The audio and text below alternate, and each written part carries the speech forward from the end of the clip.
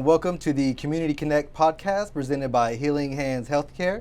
I'm your host, Fernando Garcia, and today I have the privilege of being joined with Mr. Simon Welch, the Marketing Director of the Wichita Falls Area Food Bank. How are you doing today? I'm good. Good. Glad to be here. Glad to have you here. You doing anything exciting over this past weekend? I discovered that home ownership is kind of crap. Oh, man. Yeah, I've been there, done that, dude. Yeah. We recently just had our foundation updated. That was not fun. I found some wood rot in the structure, so. Oh, goodness gracious. Yeah. Yeah, that's not fun. Sometimes it's not so fun being an adult. Right. Exactly. I was like, I just want to go and take some pictures. Leave me alone. I don't want to do anything. Exactly.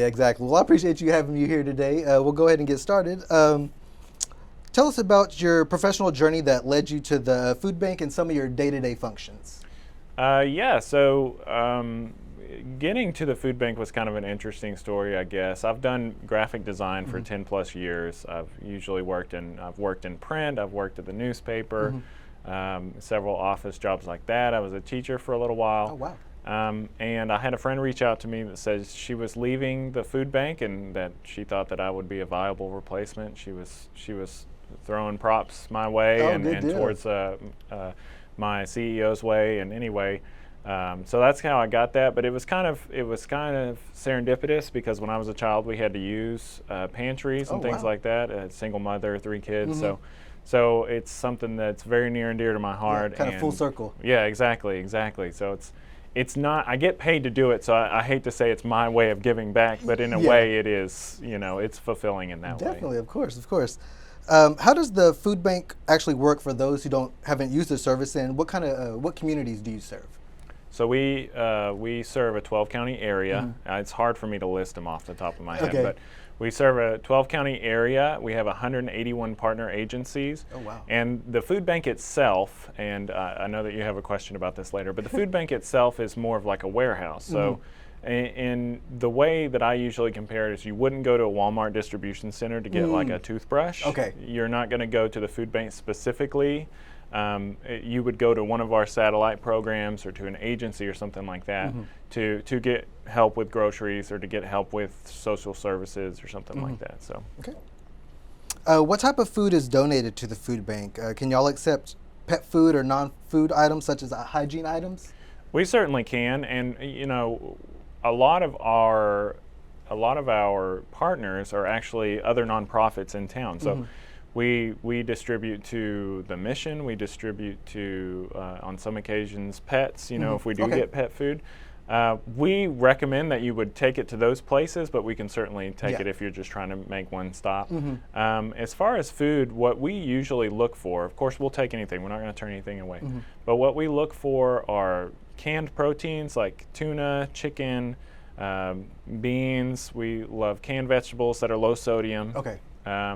Fruit in juice, canned fruit in juice, because the syrup can be kind of high. We try to keep it healthy, Keep it nutritional. Exactly, and then boxed dinners, mac and cheese. I mean, that's not very nutritious, but mac and cheese and one box dinners like that are really helpful for a lot of folks that don't have the means to make a huge meal. They just need something to kind of the simpler meals to make. Exactly, yeah. Where does the food come from? Well, we have several programs that kind of aid in that. We have what we call food salvage, and I know that sounds a little off, but food salvage is basically where we go out we do daily pickups at Walmart, United, Sam's Club, Target, and a few other places in town, Aldi, natural grocers, and we pick up bakery items that may be hitting their sell-by date that day. And we usually try to get rid of those within a couple of days. But we go and do that. We get individual donations, or when you hold a food drive, we'll take all those donations. But we also, with monetary donations, we have a program called Goodbye Hunger, where we actually purchase food to kind of fill gaps in our inventory. With purchased food, we're able to buy exactly what we need and buy pallets of it. Okay. Whereas, if you're donating food, it's like, okay, there's like 15 cans of this kind of can of beans, and then, where with purchased food, agencies can order exactly what they want, and they get, 12 cans. They don't have to kind of sift through. So. All right, good deal. How is the food distributed in our community? Well, like I said, we have our 180 partner agencies. that basically order food from us. It's free of charge right now, thankfully, to a anonymous donation. Usually there's what we call a share handling fee, and that just kind of pays for the employees that have to go through food that's donated and cleaned and things like that. But right now everything is just kind of free. Oh, wow, that's amazing. Yeah, it's a blessing. But agencies will order what they want. They come pick it up and bring it out to wherever they're at. We also have mobile pantries, which is our program that we run in conjunction with United Regional, where they sponsor 6 of the 8 locations, and we distribute like a box of food, probably 35 pound box of food, as well as produce, juice, or whatever we might have on hand to distribute. And then we have our children's and seniors programs as well that kind of distribute food in their own way. Okay. I'm on the board with Interfaith Ministry, and they've mentioned that y'all have helped them a lot fill up their pantry during this whole COVID pandemic. Right, yeah, Interfaith, I think they come quite often. Yeah, I think they're one of those satellite agencies as well. What you mentioned a little bit, can you tell us a little bit more about the food assistance programs you offer? Right, so like I said, we have those agencies. If you're looking to help with groceries right now, you need it, at least as far as when they're open. A lot of agencies are volunteer run, so that's why we do our mobile pantry, so we can hit those 8 other sites throughout the month. But we also offer Kids Cafe, which is a kids after-school hot meal program. It's in the summer and in the school year, obviously, that we have at several organizations, Boys and Girls Clubs, Southside Youth Center, and several other locations where children can go right after school. They'll have like a meal time. They don't have to be part of that organization, but they just have to call and see when the meal is going to be served and show up. So that's the way for them to get a hot meal between, lunch when they would get it at school and breakfast when they would get it at school. And then we have our Power Pack program, which is a backpack assistance program for kids. They get a small bag full of child-friendly foods to help kind of tide them over through the weekend because they may not have another meal.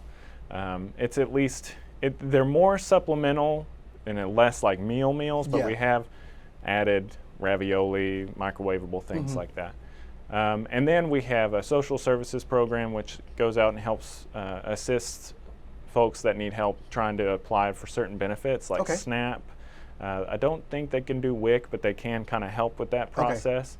So that's another way that we can kind of get out in the community and hit things from all sides. Oh, wow, yeah, definitely. And then we have our Farmers Market Nutrition and WIC program where they come and get vouchers from us and they can go to the farmers market and basically get produce for free. So. Oh, wow, that's amazing. So there's a program for everybody, it sounds like. Yeah, essentially, yes. There is a way to get help some way, somehow. Yeah, so. Definitely. That's amazing.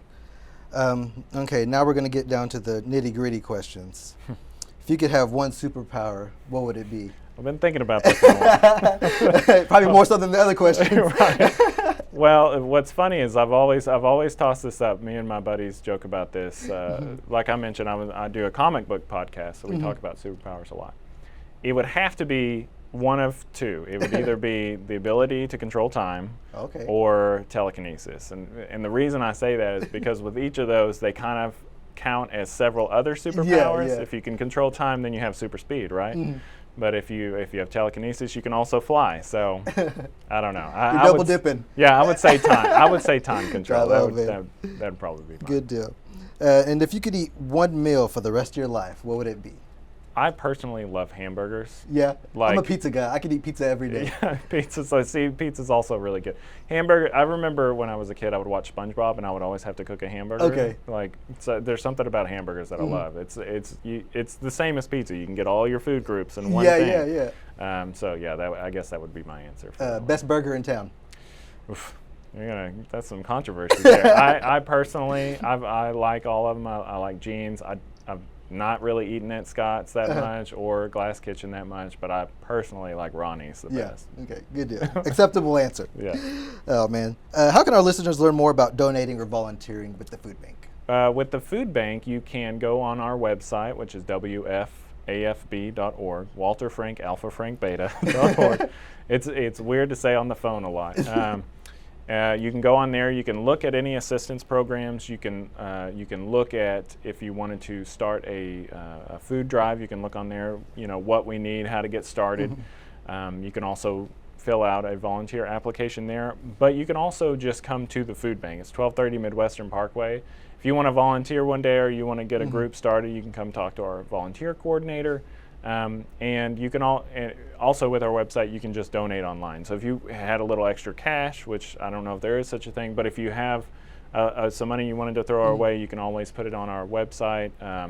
There's a little donate button there, or bring cash or check or mail it in. We'll take it any way you can. Any way you can get it. Yeah, exactly. So like I said earlier, we'll take any kind of food. We're not going to turn anything away.